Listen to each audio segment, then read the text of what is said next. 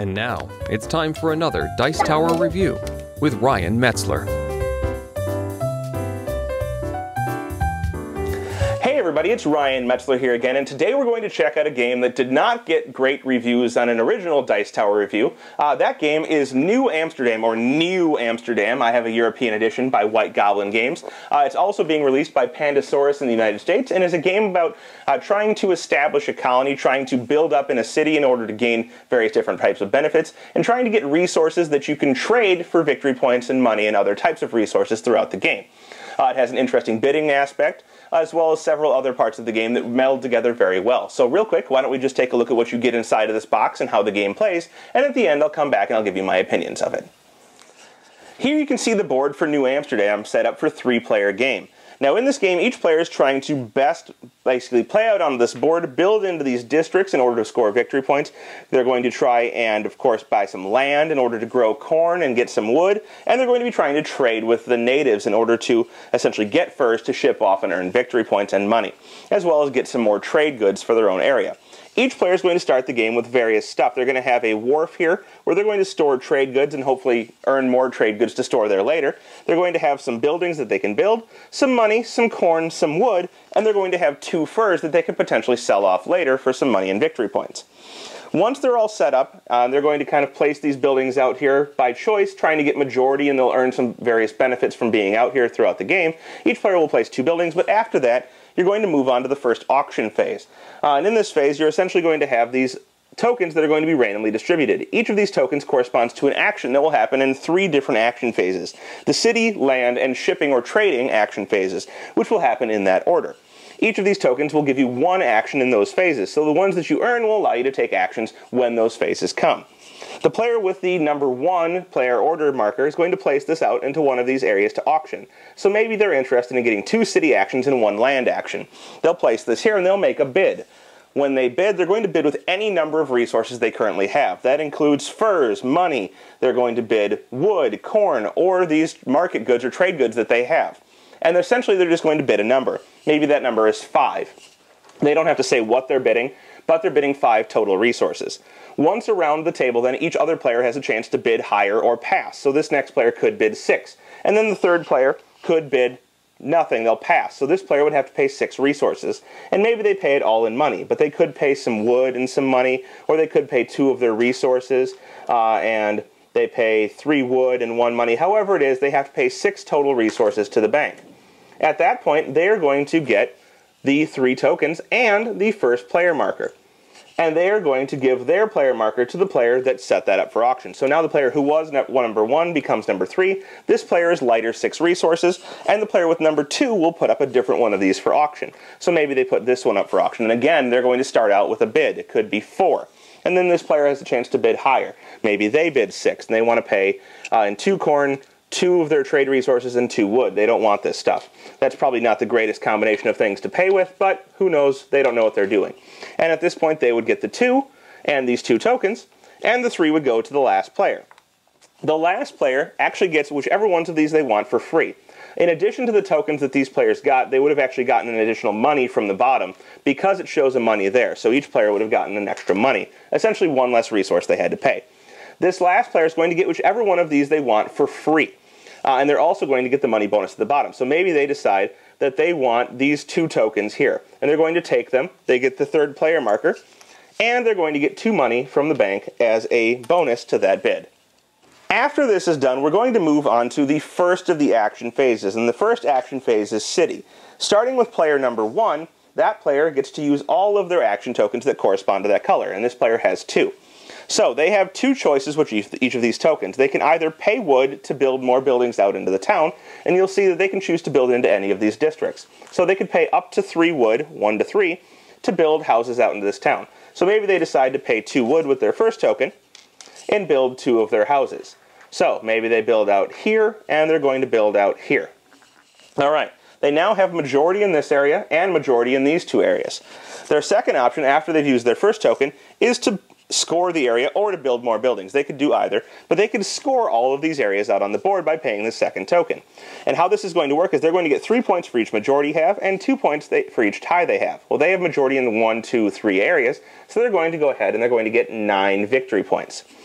In addition to each action that you get in these phases, everybody always gets one special action, and each special action is dictated by the different abilities of each of these different districts of the city. In this one, you can trade money or your trade goods to get furs from this bag, which you can sell later for victory points. Here, you can pay a wood to move your trading hut down the river, which will allow you to trade with the Indians later on. For this one right here, you can use wood to build more storage areas onto your dock to save more of your goods later. And here you can pay wood in order to build houses out onto your land so that you can eventually clear it, get some wood, and have continual production of corn. Here you can trade money for wood or wood for money, and here you can trade money for corn or corn for money. And you only get these benefits, well, you always get these benefits, but if you want to use one of them, you have to pay a money, unless you have the majority or tied for the majority in that area. But everybody can choose one of these during each action phase to take in order to benefit the position. So maybe the player that's currently playing, the blue player, wants to get some more corn, because they're going to need it at the end of the round. They're going to need 4 corn, 1 for each building they have. So they're going to spend some money, 2 money, 3 money because they're not in the corn area to get some corn, and they'll buy 3 corn. Now it's going to go to the next player with the number 2 marker, and they would have the choice of the same actions as well as a bonus action, and the same is true for the third player, who actually doesn't have any of the tokens but would get a special action at the end of that. Then they're going to move on to the land phase after they're done with all the city actions. And the land phase has 2 options as well. Starting with the first player, who does have a land token, they can either buy a new piece of land or take a new piece of land from the available lands down here. And you'll see that each of these has their own layout. They have different spaces for a different number of houses. They have how much wood they'll produce when you clear them, and they have how much corn they'll produce once they're cleared. So you could buy one of these or take one of these and place it in your own player area. And you'd place it to the right of your wharf. Now, you're going to put a wood across it to show that it's not been cleared, and you're going to move the natives down the river. Essentially, each parcel of land that you take, you kind of displace the natives down the river, moving them further and further away and harder to trade with. You've turned in your token, and essentially that's your action. But you could take your special action out here, if you wanted to use wood to place your houses onto the land. So they have 1 wood left over. They could place a house out here.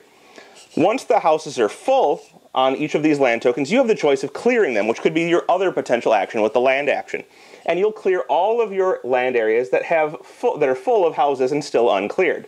When you do this, so let's say this one had another house on it, they would clear their 1 housing area, or their 1 land parcel, because it's full. They would get 3 wood, and at the end of the round, they're going to get 4 corn. If there had been 2 parcels of land, both full of houses, they would clear both. And essentially, they're going to get victory points based on the furthest one that they've cleared. So if it was just 1, they'd get 1 victory point. If they had cleared 2 at the same time, they would get 3 victory points. Or if it was the second time they'd cleared, they would get 3 victory points for having 2 parcels of cleared land. So the longer you wait to clear, the higher number of victory points you get, but you're not going to get the intermediate victory points at the same time. Waiting longer to clear essentially just gives you more wood with 1 clearing action. So, those are your 2 options there. Either buy land or clear land and get victory points in wood and potentially, or definitely, corn at the end of the round. After each player has done that in sequence again, you're going to move on to the trade portion. And the trade portion gives you 2 options as well. You can either go and spend your trade resources to trade with the natives in order to buy these things they have. This one will cost you 3 resources to get these 4 pelts. This one is 4 resources for these 3 pelts. And this one is 1 to 4 resources for 1 pelt apiece. You'll buy these and store them in your area and hopefully be able to ship them later. The other option is to ship goods. And when you have goods acquired, you'll see that each ship wants 3, 4, or 2 goods. Some of them will want 5 or 6 later in the game. You can trade those goods into these ships in order to get money, and they will produce some trade goods for you later in the game. So, if you have 3 pelts, you can trade them in, and you'll basically do this. You'll get it over here, and you'll put it next to your wharf. Now, let's say this player had traded in these 3 goods. For each type of good you trade, they get worse in terms of the amount of victory point return. So this player here is trading in 1 of 3 different types of goods. The first one is worth 3, the second one is worth 2, and the third type is worth 1. So this would be 6 points for this player. And they would advance 6 points on this track. 1, 2, 3, 4, 5, 6. If they had multiple resources of the same type, let's say they had 2 of these and 1 of this, they are going to get 3 for the first type, is 6 points, plus 2 for the second type is 2 more is 8. So instead, if they traded in less types of resources, they'd get more victory points. And likewise, if they had 3 of the same type, they'd get 9 points. So it's better to have more of the same type of good to trade in. In addition, they're going to get 3 coins, and at the end of the round, they're going to get 2 more trade goods, which they can use to trade with the natives or as part of their bidding in the action phase when they're trying to bid on different types of actions they can take. During that action phase, there are a couple of things to pay attention to, particularly in the shipping phase of the game. If all of the natives, because people have bought land, have started to move down the river, and you do not have your trading hut move down the river, which is one of the special actions, you're going to have to pay corn to trade with the natives. Essentially, you're going to have to ship yourself or move yourself downriver in order to trade, and you need food to get to them. So the further they move down, the more corn this is going to cost. So now it's 2 corn if you haven't moved down. If you've started to move, it's only going to be 1 corn for each of these little lines you have to cross. And eventually it may become very expensive for you to trade, and you won't be able to get these pelts. So you kind of need to move down the river or accumulate corn in order to trade with those natives. But after you've gone through all 3 of these action phases, you're going to move on. And you're essentially going to be able to follow along on the track here. But after that, you're going to get corn from any of your cleared land. So if this player had cleared this land, they would get 4 corn, as shown on the card. If they had more cleared land, they'd get more corn. After that, you're going to have to pay corn for each of your buildings you have out on the board. So this player has 4 buildings, they would have to pay 4 corn. And if they can't, they're going to have to pull buildings off of the board until they can. In addition, for each building they have to pull off the board, they're going to lose 2 victory points. So it's a really bad idea to have that happen. After that, for each of the ships that you've satisfied, you're going to earn merchant goods, and you're going to store those on your wharf. If you don't have the storage, you lose them, so you may want to build more storage throughout the game in order to be able to store more goods to use in the auction or to trade with the Native Americans. After you've done that, you're going to go on and you're going to basically score points, or get money, I should say, not points. You're going to get money for how you are out in this area. For each building you have in a different district, you're going to get 1 coin. So right now, blue has 1, 2, 3. In addition, for each district where you have the most buildings, you're going to get an extra coin. So that would be 4, 5, 6 for blue. Yellow is only going to get 1, 2, 3, and red is going to get 1, 2, 3, 4 coins. And those players would have that income to spend on the next turn on whatever they wanted. After that, you're going to clear all of the leftover land, all of the leftover ships, flip out 4 new of each. You're going to randomize these tokens and place them back into the cash box for auction in the next round, and you'll essentially start out with a new round of play. You're going to play on 6 rounds in this way, and the cards will get better and better. You'll see there are 2 different stacks, 1 blue and 1 red of each type of land and ship cards, and after those 6 rounds, all of the cards will be gone. At the end of the game, you're going to score 1 more time, and whoever has the maximum number of victory points, whoever has the most victory points through those 6 rounds of play, will be the winner. Well, there you have it. That is New Amsterdam, a game which I think the mechanics of fit relatively well to the theme, especially in things like when you're buying up land. So you move in, you're a new settler, and you're buying up land. And as you do so, you drive the native people downstream. You're pushing them downriver from the ocean or from whatever body of water you're on. You're pushing them down. And as you do so, they move further and further away. You're still able to trade with them, but if you want to do so, you have to move further downstream yourself, or you have to spend food, resources, to travel downstream to make that trading opportunity happen. All of the aspects of the game, through our plays of it, have seemed relatively equally important, so you can't really neglect something. You can't neglect building in the city because you won't get bonuses as cheap, and you won't score a bunch of victory points at different opportunities. You can't neglect shipping because if you do so, you're going to miss out on a lot of opportunities for points there, for money, and you're not going to accumulate more resources, which you need for bidding. The bidding aspect is very good. I like the fact that it's only once around the table. And all in all, I just really don't think there's anything I dislike about this game. The theme is, kind of generic, but I think it plays out very well. And it's just a very well put together and tight game that doesn't take too long to learn or too long to play.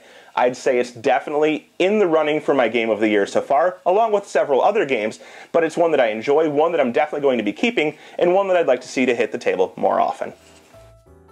Thanks so much for watching the Dice Tower videos. Find more great videos and reviews, as well as our top-rated audio podcast at Dicetower.com. You can also find other great shows at Dicetowernetwork.com. I'm Eric Summerer, and you've been watching The Dice Tower.